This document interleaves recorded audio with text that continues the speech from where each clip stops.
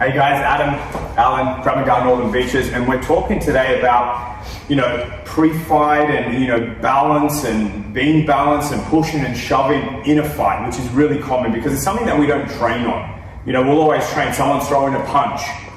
You do this defense. You get in some type of grab or a hold, but that's not necessarily realistic in the sense that, sometimes there is that push and shove and we don't actually practice that a lot in classes.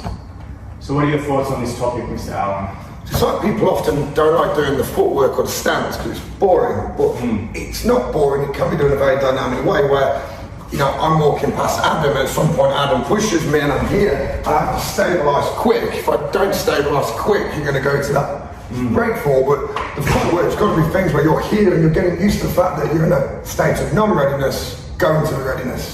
So how do you switch from, not being ready to stabilising? Or it might be some type of grab, for instance. Yeah, some type of grab where I'm here with Adam and his feet are quite neutral, then whoosh, now Adam straight away has to stabilise. Otherwise you're pulled and then you're on the ground. That's it. The fun thing is if you don't stabilise straight away with your footwork and your balance, you're in a bad position. Bad position. The strikes start coming and then you're off balance and you take a few strikes and it's really hard from there. I think the classic that I find is I've noticed and watched clips or been in situations where you get that clinch position.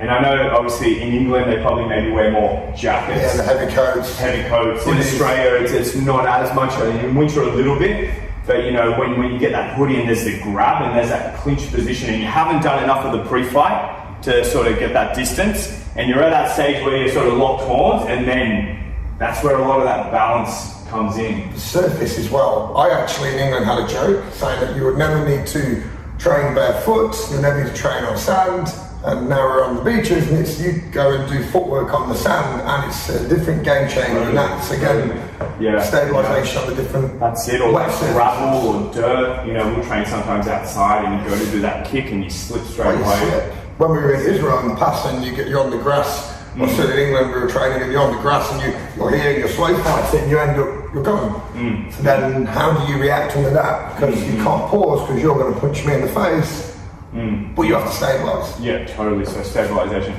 Then like some other drills, like if you have hoodies, you can start to sort of play with those dynamic movements and start to, add it in the fighting. So if I borrow a Sinbad, for instance, and we're just going to do it in our shirt, so I'd recommend if you do have like jackets or gis and jumpers you can, but sometimes you might notice that the fight gets to this position where you sort of grabbed here, like this, or it might even be two hands grabbing.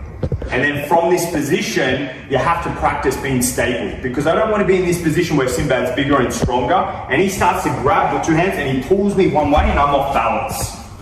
So it's really important in this that I have my feet wide, balls of the feet, and I'm really balanced. So you can start to do some drills where maybe Sinbad's balancing and I'm just pulling him, or I might grab behind his neck in a clinch position and he just needs to balance. Or Sinbad grabs me and here I've got my neck straight, I've got a good position, I'm holding his hand, I'm keeping distance, but I'm practicing my balancing.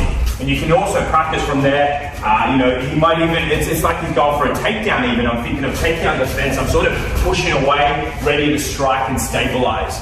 And then we can start to incorporate punches. So he starts pulling me and I'm just defending and I'm throwing strikes that I could be doing. So practicing your striking off balance. That's a reality. You're going to be pushed, you're going to be pulled. I want to be able to throw those uppercuts and those knees in that unstable state. Take it even further, go outside. We're on some gravel, even harder. Take it even further, I fall over. So I'm on gravel and we're doing the drill and I'm here and I'm trying to strike and I fall over like in some manner here and then I've got to get straight back into what am I going to do next with my feet. So take that drill, practice being stable, striking off balance, falling over. All of these things are critical for self-defense training. All right, see you later, guys.